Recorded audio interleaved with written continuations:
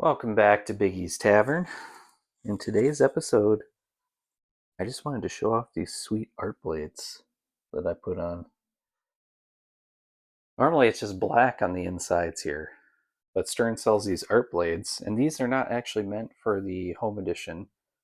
These are meant for the Pro and the Premium, but they work on here too. I just had to make a couple of small modifications. So this bolt for the back box hinge is in a different spot on the Pro and the Premium. And if you look really closely, you can see where the cutout was originally for that. But they give you that piece.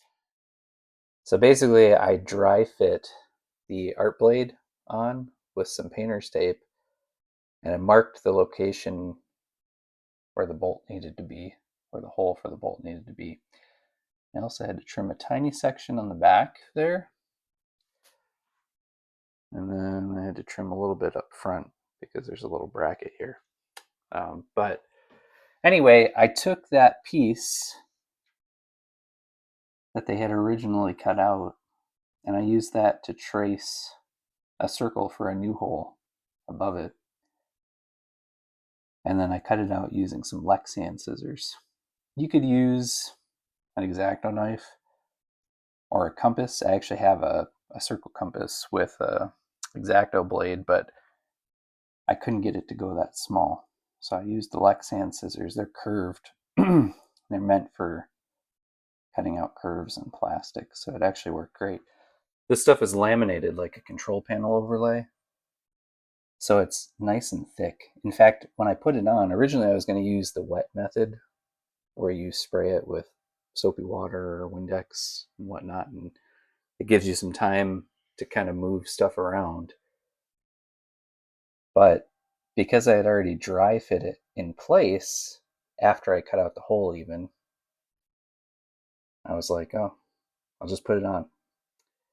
And because of the thickness, it's basically impossible to end up getting bubbles in it.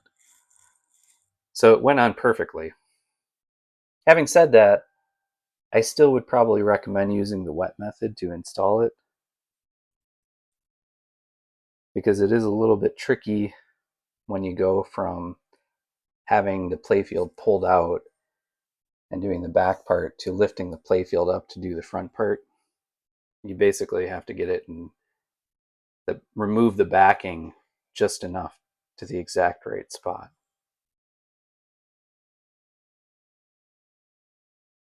But nonetheless, I think it looks pretty awesome.